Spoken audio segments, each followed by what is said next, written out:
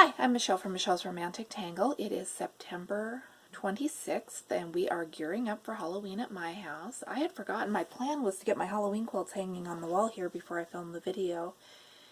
And this is already my second try at this, so next video I will have Halloween quilts. I hope, if I remember, I will add it to my list of stuff I want to do. We actually got our Halloween kicked off early this year. Last weekend we went to Bauman Farms and did the corn mazes and the zip lines and ate elephant ears and had all the fun. If you do that sort of thing, go earlier in the season. It is so much less crowded and so much less muddy, and the corn maze hasn't been knocked down by a gazillion people going through. And it just makes it a happier experience, at least. The past 2 years, that's how it's worked for me. My youngest son and I, in honor of the season, are reading the Scary Stories Treasury, Scary Stories to Tell in the Dark. I picked this up at the library's little bookstore because I realized he'd never read it. And I got lucky and I found the version from before they updated the illustrations to make them less scary. I don't know what the publishers of this book were thinking. These pictures are too scary. The story about the little boy who finds a toe in the garden and brings it home for his mother to put in the soup, that's just fine. My son, I swear, he is the target audience for this book. We are questioning everything. Well, whose toe was it? Was it attached to the person who came to the boy later that night looking for his toe? What were his plans for the toe? And it just goes on and on and on. And silly me, when I read these stories as a kid, I just kind of accepted them at face value and didn't think about it too hard. So I have works in progress to share with you.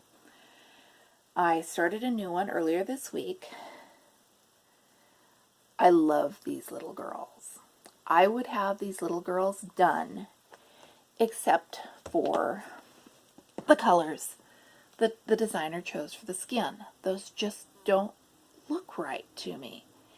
And I would have pulled the skin for Little Girls Fancy, the floss for the skin for the dolls in Little Girls Fancy, except I think it might match the pink ribbons on the neckline of their dress. As soon as I figure out what to do with the skin, I'm finishing my Grady Twins. This one is, I bought it off of Etsy from Lady Beta, and it was called the Shining Twins Cross Stitch Pattern. It doesn't look like it's listed anymore. So I will put a link to her Etsy shop in the description in case it comes back, in case you're interested in tracking it down. And then this morning, I started stitching on this. I don't know if you can tell, but that's going to be a skull, and it's going to be a round skull. So if I have the right size hoop in my sewing room, it can go in the hoop, or golly gee, I might just go buy a hoop. This is not gridded. We're going to see if I can count this week. I may say bad words. Other thing I have got going on, I am working on Stonehearth Hutch. I am getting so close to Stonehearth Hutch and learning that if your backs are as messy as my backs are, it's hard to do the back stitching. I am also starting to see why I abandoned this project. See the little missing stitches there under that window? Trying to look at the chart and figure out which stitches go in that confetti stitching is making me crazy. I was all gung-ho about finishing this, and now that I've got to the confetti stitches and the back stitches, I don't know anymore. Lots more progress on Little Girl with Cosmos.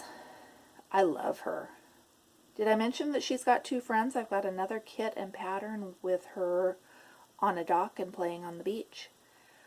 I was dreading the dress, which isn't as bad as I thought it would be, except one morning I sat down and spent a couple hours stitching on the dress, and I read the pattern wrong. I stitched white in areas that should have been blended white and super pale pink, and there is no way I am going through and trying to figure out which stitches are where and pulling that out, so the folds on her dress are not going to be as the designer intended.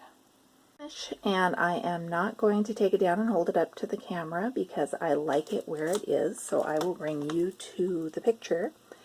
It's Home is Where the Horror Is, and the pattern is by Witchy Stitcher on Etsy. I love this one. This was fun. My house is a row shorter than it should be because I didn't grid and I can't count. That's going to be a continuing theme in these videos, I think. But I'm willing to live with the fact that my house is a row too short because look at those borders, which all match up. I am so happy about that. This one isn't an FFO because the frame actually belongs to Ironwork Gate, which is there behind Home is Where the Horror Is, and after Halloween I'll be taking Home is Where the Horror Is off and looking probably at the thrift shops for its forever frame. Also, I forgot when I was telling you how excited I was about the October stitch alongs that I've got Halloween at Hawkhorn Hollow to start.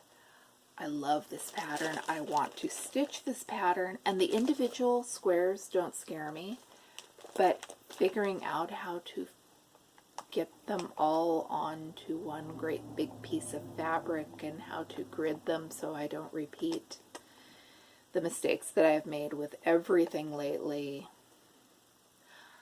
I'm scared and it's keeping me from starting, and I'll get over it or I won't. Public service announcement for this video. Don't impale yourself on the top of the foot with one of these. It hurts far worse than you would think that it would hurt, because even though it didn't go deep, I'm assuming that even for people who aren't on blood thinners, it's a bad idea to stick a carving fork into the top of your foot. I also, a couple of days ago, wound up drawing blood from the top of my hand while putting my tennis shoes on, so it might not be the sharp things that are a problem, it might be me.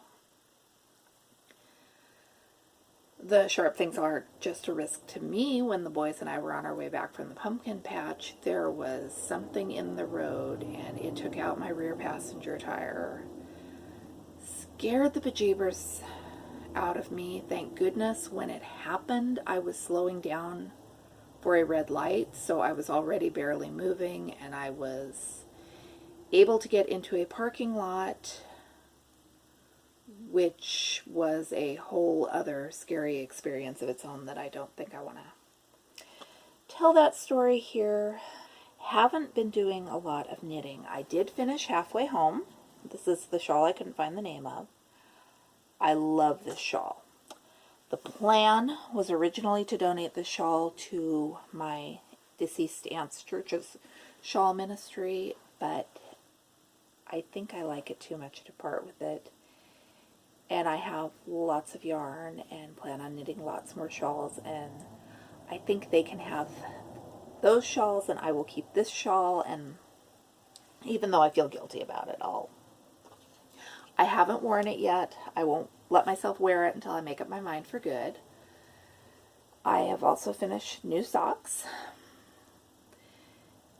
These are, by the way, the sock blockers are just for taking pictures of the socks and showing them online. I do not actually block my socks because wearing them on your foot does that. I am using the yarn that is left from those socks and another pair and making what is called Franken socks. You do a few rows of one yarn and switch to the other yarn, and basically it makes cool looking socks, although I'm not sure these are the best of the Franken socks. There are people who do this with yarn left over from dozens of socks, and it is gorgeous, and I don't think I have the nerve or the patience to do that, even though I would like to do that. That's about it, except for a couple of shout outs. I've been watching Stitchin' Mama, and especially her third video. She has a 1-year-old baby girl who is absolutely adorable and just kind of steals the show, and is so much more cooperative than my babies ever were. She got pulled into cross stitch, I think, with the Hobby Lobby clearance incident that so many of us got caught up in, and her enthusiasm for her projects is just fun and contagious. And the other Flosstuber who I started watching last week is Dee's Delights. Dee is in Florida, and I love her projects. I think that's one of the things that draws me to a lot of the Flosstubers is if they're working on projects I like, I want to see what they're going to do next. So that is it. I'm going to get this started uploading and go back to my skull because that's fun. I have 2 teenage boys with bad colds. Please wish me luck because teenage boy colds, anything you've heard about man colds, teenage boy colds are worse, and they haven't gotten out of bed yet. It's much earlier than it will be by the time this is uploaded, and I'm not looking forward to my day, guys. I love my boys, and they'll be more fun once they feel better. Thank you so much for watching, and I will be back soon.